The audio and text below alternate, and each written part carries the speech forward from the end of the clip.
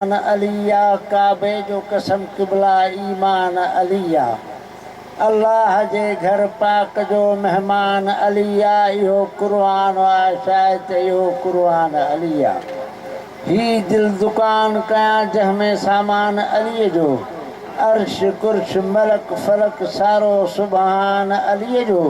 अॻियां थींदो मोमिननि खे यार सलाम अलीअ जो अल्लाह जियूं सरकार नहीं तो मोहम्मद यूं दरबार नहीं तो अली जहा मुख्तार नहीं तो हुसैन जहा लजपाल नहीं जंदा पंतन दे नाल प्यार नहीं उनके कलमे ते इतबार नहीं सुना साईं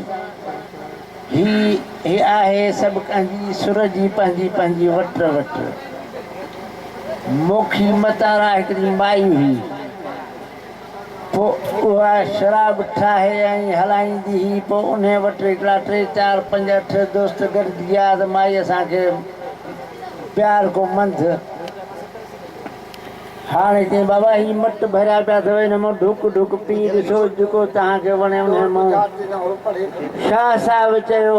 त मोखी मंथ प्यार ऊचो ऊचे मट मां मोखी मंथ प्यार ऊचो ऊचे मट मां ॾींदे ॾातारनि खे विठी विझ न वार ही सिर खणी सरदार अङण तुंहिंजे आया वट वट वटीअ में मट मट मंध बियो कदुर केफ कलाड़ जो पिया कन पियो अचनि दुर्स दुकान ते कंध क़बूल कयो सुरहा सिर ॾियो चखनि सुर्ख सैद चयो सुना साईं जेको हिननि खे शराब वणियो उन में मट में ओचितो नांग पोजी वियो ही त पियो हलिया मोखी घणी ॾिसे बणाए त मूं हुननि सां ज़ुल्म करे छॾियो मूं हुननि खे ज़हर पियारे छॾियो 10-15 ॾींहं गुज़रिया त उहे साॻा आया त असांखे साॻो मंथ प्यार सुना साईं शाह साईं चयो त मोखी मठियो न भाए वेण मोखी जे मारिया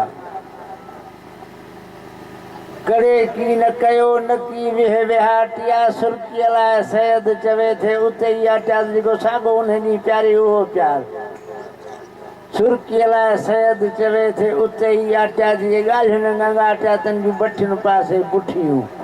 पर अदा मोखी मठियो न भाए वेण मोखी जे मारिया जेका उन ॻाल्हि कई त मूं तव्हांखे ज़हर प्यारियो त उते ई वीचारनि जो साह हलियो वाह सजण वाह मोखी मठियो न भाए वेण मोखी जे मारिया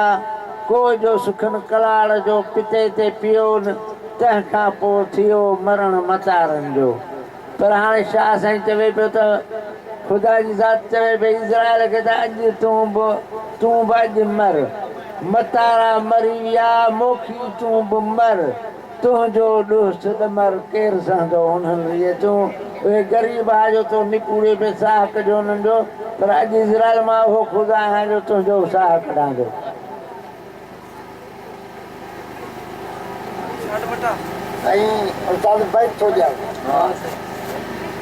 हली अचे ॾिसो मुंहिंजे हबीब जो ही कामिल